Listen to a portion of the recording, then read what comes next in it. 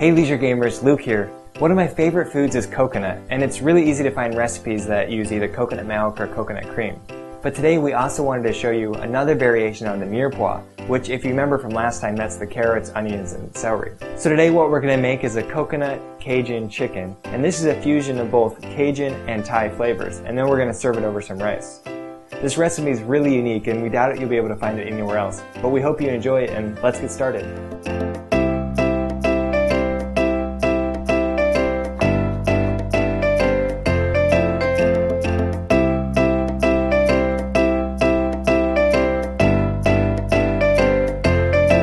There are various steps that can be prepped earlier if you're short on time, so we've introduced a new checkpoint system that you can use to stage your GamerKitchen meals. I can't tell you how convenient it is to have a bunch of cooked mirepoix refrigerated so I can just whip up a different meal each night.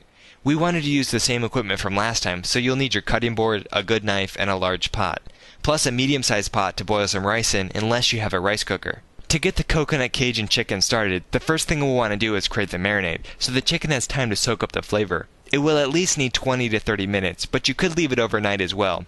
In total, we'll use half a pound of chicken, so in a bowl measure out 1 teaspoon of cornstarch. This is going to give the chicken a slight coating and lock in the flavors after we've cooked it. Next, add 1 teaspoon of sugar, which helps us caramelize the coating as we're cooking it, giving the chicken a nice brown color. Next, add 1/4 teaspoon of salt, 1/4 teaspoon of black pepper, and 1/4 teaspoon of cayenne pepper. This is the first indication that we're taking this dish Cajun by adding some heat. Lastly, measure out 1/4 cup of lemon juice. The acid in the lemon juice will help tenderize the meat and give a little zest to the final taste. Then take your half pound of chicken and clean it up if need be by cutting off excess fat or blood spots. Slice the chicken into strips. It helps to cut towards the skin side as your knife will get more grip. From the strips, cut the chicken into cubes. Stir your marinade to dissolve the cornstarch and then toss the chicken in, stirring again to evenly coat the chicken. Be sure to wash your hands, cutting board, and knife thoroughly before doing anything else. Poultry is one of the greatest risks to cross-contamination. After you clean up, refrigerate the chicken, covering it if you plan to leave it overnight. This is our first checkpoint, so use this to prep the marinade the night before or right when you get home from work so it has time to soak up some flavor before cooking it for dinner. The next thing we need to do is prep our aromatics. Last time we showed you what a mirepoix was, but a slight variation that we're going to use today is called the Cajun Trinity, where you substitute the carrots for the green peppers. This is the second indication that we're infusing Cajun flavors, and the exact ratio of a Cajun Trinity is 2 parts onions to 1 part celery and 1 part green pepper. We're going to go a little further today by adding some other aromatics, but the basis is the same. Let's start with 1 large onion, either yellow or white, then 4 stalks of celery and 1 green pepper. We already showed you how to cut up these vegetables last time, so we won't lecture you again. Refer to the Leisure Gamer pasta sauce if you need some help. After that, we'll also need 1 red pepper, which adds wonderful color, and then 8 cloves of garlic. Use 2 teaspoons of garlic powder if you need to save some time, but you can't beat the flavor of fresh. Cutting up all the aromatics and keeping them raw is the second checkpoint. After you cut up all the aromatics, you'll need 1 small tomato as a garnish for the dish. Start by coring the stem area and then cutting the tomato in half. Flip the tomato over and cut towards the skin side. This helps your knife find some grip. If you have a serrated knife, you'll cut through the skin just fine, but dice up the tomato into small cubes. To cook the aromatics, start by heating a large pot over medium heat. Once hot, add 1 to 2 tablespoons of oil. Then dump in all the vegetables. Gradually raise the heat if you need to, but don't go over medium-high. Cook until the onions have begun to sweat and the celery softens.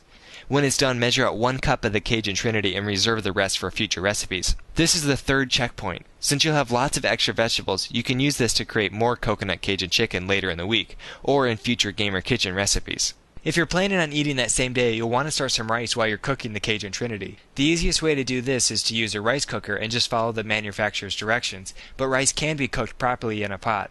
The standard recipe is 1 cup rice to 1½ to 1¾ cups of water. Generally, the longer the grain of rice, the more water it will need, and also more water makes the rice softer. Every variety is different, so you'll just need to experiment, but you're also encouraged to wash your rice beforehand. We'll go into more detail about rice in future episodes. I used a long grain rice, so I used 1¾ cups of water. To start, measure out the rice into a pot, then add the proportional amount of water. Bring it to a boil uncovered over high heat. Once it's boiling, cover and reduce it to low. Let it sit undisturbed for 20 to 25 minutes. After you've started the rice and the Cajun Trinity is done cooking, return your large pot to medium heat.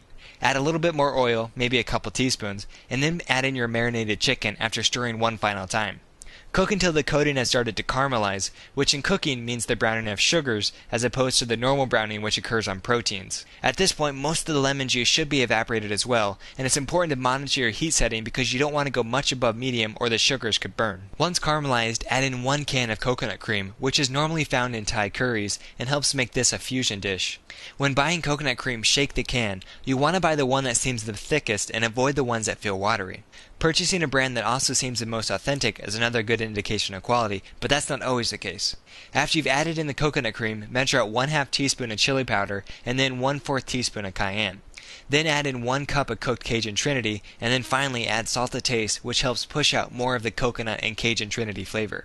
Once the coconut chicken is hot, serve over some rice and garnish with the diced tomatoes. Also, sprinkle just a little bit of dried thyme on top, which adds some final color and subtle flavor. Feel free to add some more cayenne if you want more heat, but with plenty of cooked aromatics left, you can try the dish multiple times. If you have any questions about the recipes, please post in the comments below, but we'll be looking forward to hearing how it turns out for you. Alright, Leisure Gamers, see you next time.